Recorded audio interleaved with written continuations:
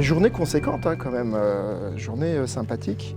Même si tout n'était pas au vert comme la neige à 700 mètres, au final en montant jusqu'à 1300 mètres, on l'a découverte. Et en effet, pendant ce parcours, on a appris de belles choses. Un animal va au pas, on prend 3 empreintes, on a à peu près la taille du corps de l'animal, approximativement. Le sanglier, en plus des 2 doigts, les 2 doigts qu'il y a sur le côté, eux ils sont assez bas. Donc là ça va toujours marquer sur le côté, ça va faire 2 petits trucs en plus comme ça. Tout le temps. Le chevreuil, c'est beaucoup plus petit que ça. Donc ça c'est du cerf ou de la biche. Je dirais petite biche ou petit cerf parce que c'est pas très gros, c'est pas si gros. Bienvenue dans ce nouvel épisode d'Apéro Sommet. Aujourd'hui on se retrouve dans les Hautes-Pyrénées pour construire un igloo avec l'agence Pyrénées Trekking. Donc je les remercie de m'avoir fait confiance. Aujourd'hui je suis là pour les accompagner sur toute la partie photo-vidéo de cette mini-expédition. Donc ça va être trop cool, le groupe est chouette. On a commencé la journée avec de la pluie mais ça s'est levé, on est arrivé à la cabane et on a attaqué l'igloo. Donc voilà, bon épisode à tous. Ça y est, on est arrivé. C'est bon, tout va bien.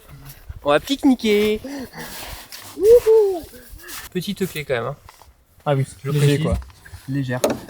C'est du Hobbit. Ah ouais, non mais ça c'est loup le Mordor là, t'inquiète. Hop et là. Ça s'ouvre. Oh là là. Les bâtons dehors, franchement. Ok. Il a passé l'aspirateur avant d'arriver. Il y a une cabane qui est privée et en fait on a accès, donc on a le poêle, on a pu mettre toutes les affaires et tout. Donc c'est super pratique et en fait il n'y a pas assez de place pour qu'on dorme à tous et puis le folklore c'est qu'on puisse dormir dans les igloos. Donc on les fait juste à côté. Et voilà, dans cet épisode j'ai pas trop envie de vlogger, l'idée c'est de laisser la place aux autres, aux guides, à tout ce qu'ils ont à nous partager.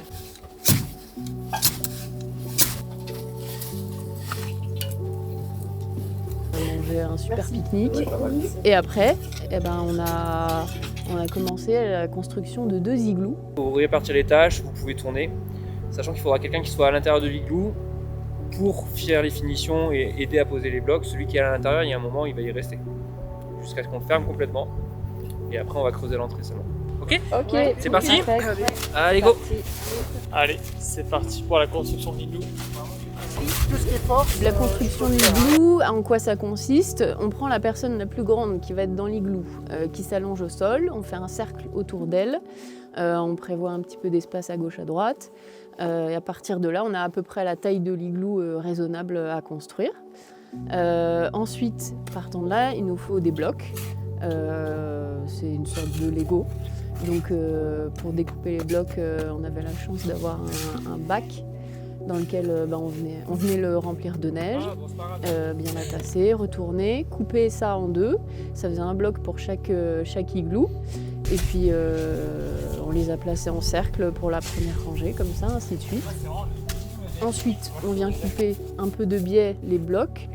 Et puis on vient poser par-dessus la deuxième rangée, comme ça, etc., etc. Ça va, ça se passe bien. Pour l'instant, on fait vraiment les fondations. Après, on attaquera tout le niveau architecture, sculpture, style baroque.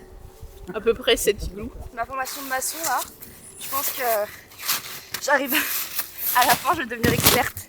Ah ben là. Hop là. Et vu qu'on est très organisé, à la fin, on était aussi performants que Toyota. On en sortait 10 à la minute des blocs. Et les igloos, 2 en 5 heures, donc c'est pas mal quand même. Hein. On va repenser à toutes ces fois où on s'est dit « Oh là, ça va, j'ai assez tassé. » On va se dire « Ah tiens, est-ce que j'ai pas eu la flemme de trop ?»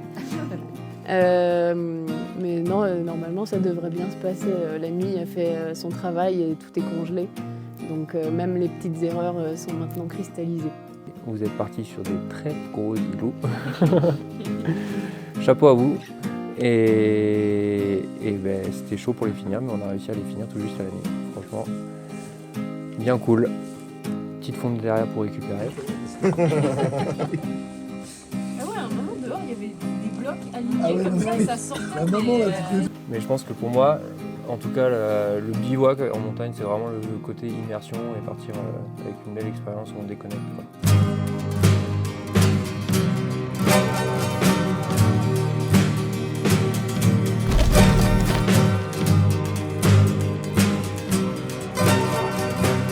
parti. Redescente. On a à peu près 2 jours de marche.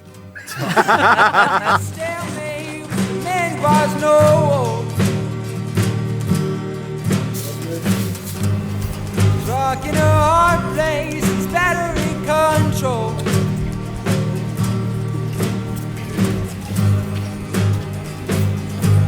What am I waiting for? Painted beneath my compass, my transport.